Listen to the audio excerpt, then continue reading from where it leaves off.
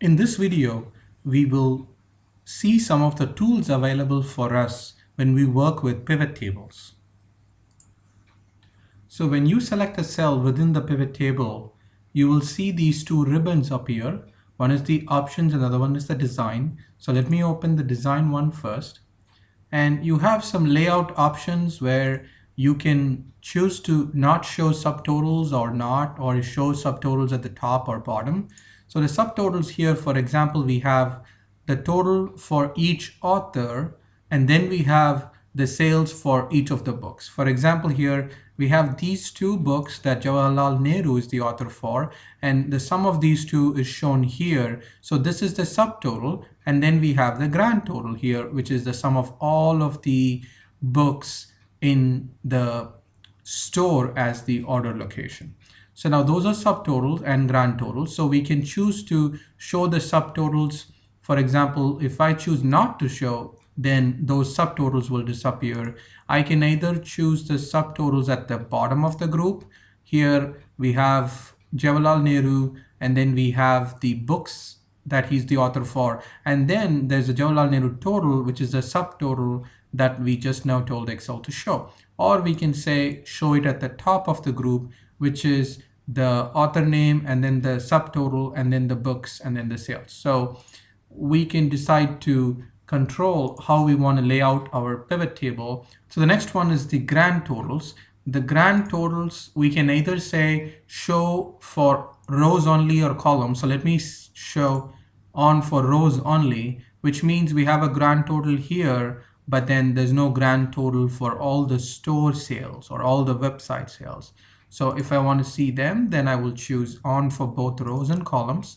Now we'll have a grand total here and a grand total here. And there are some more options where you want to change how the pivot table report looks like. And you can also insert a blank line after each item if that makes it more easy for the reader to understand your pivot table. And then we have some style options here. So we can either have the row headers, which is, let me uncheck that. So the row headers went away, and now we have the row headers highlighted again in bold. Similarly, the column headers here, this is the column header, and now when I turn it back on, you will see them highlighted in bold font. And we can also have banded rows, which are alternating shaded rows or shaded columns if I want. And there are also some color choices available pre-built, and you can choose any of these or you can make your own. And I'm going to just leave it as it is. And these are the design options. We also have some more options available in the options ribbon. And let's look at some of the key options available here. The first one is a slicer. So this is basically a report filter, which is, for example, here we have the book type as a report filter. And this is just a prettier and more interactive report filter. So I'm going to hit insert slicer. And now Excel asks me, from all these fields available in our pivot table, which ones do we want to use for slicer? So I'm going to just use the month and click OK. And now we have the slicer object. And this is a slicer. Since the slicer is selected, we have a new ribbon which helps us control the colors and also how many columns we have in the slicer. I can choose 2 columns. I can control the button height and the width. So if I make it narrower, they look like this. And I can also control the height of the slicer itself. So I'm going to make it shorter. So now we have a nicer looking object, and I can use this to actually control the data that's used for this pivot table. So it's just like the book type.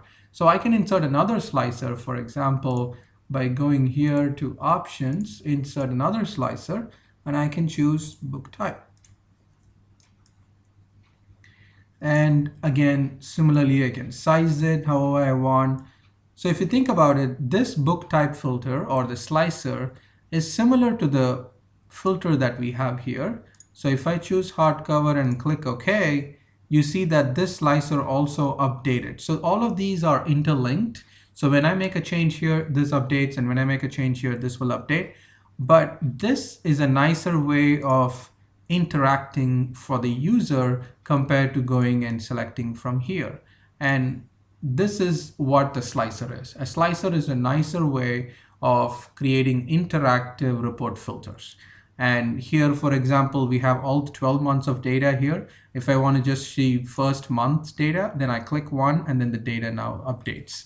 Similarly, if I want to see, let's say, first month and the fourth month, I can press Control and then click here on 4, and now my data has the first and the fourth month's worth of data.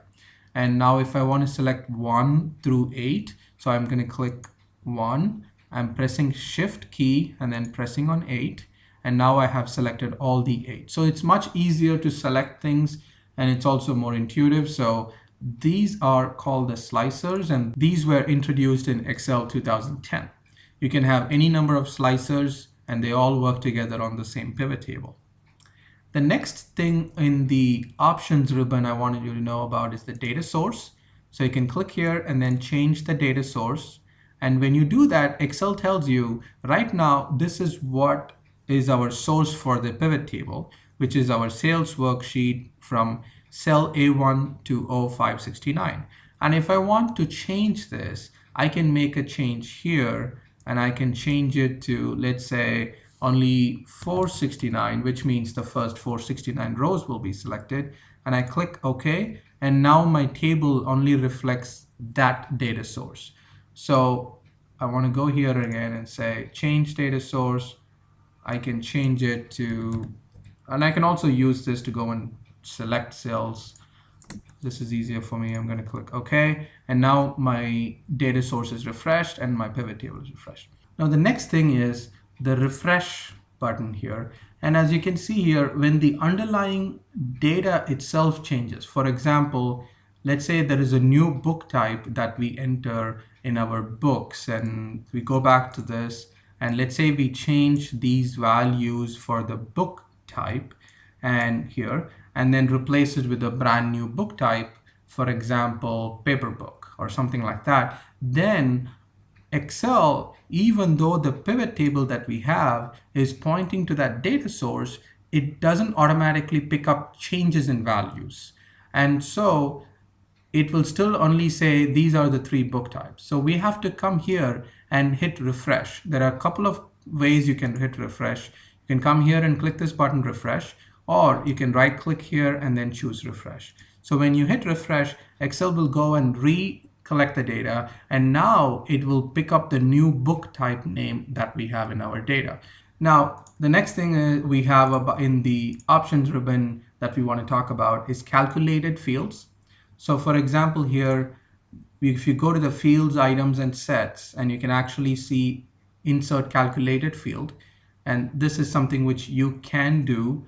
And in order to illustrate that, I'm just going to go ahead and create a new pivot table. So I'm going to go and create a new sheet and then insert pivot table, and Excel will ask me where is the source of my data. I'm going to go back here and then choose the same data source, and I want to click OK. So now we have created a new pivot table report in our new sheet, and we can rename the sheet if we want. I'm going to say I want to see by month. Let's say I want to know by month, I want to know the average selling price. So what I can do is to create a calculated field. It's nothing but average selling price is nothing but the sales information divided by quantity. And so I'm going to choose quantity and say OK.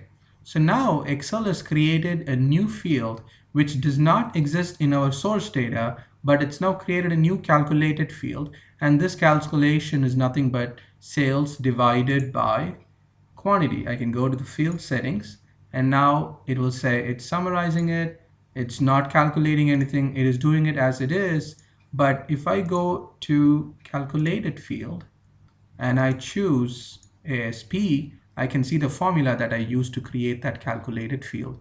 And this field is now part of the list of fields that we can use in our pivot tables. So this is, again, if you don't need it, If you don't need it, you can hit delete. If you want to change it, you can change it. So this is how you can create calculated field. Again, I'm trying to just get you started in pivot tables, so I'm trying to keep these examples very simple. And there are a lot more complex things that we can do with pivot tables, but this is a simple example of how we can insert a calculated field in pivot tables.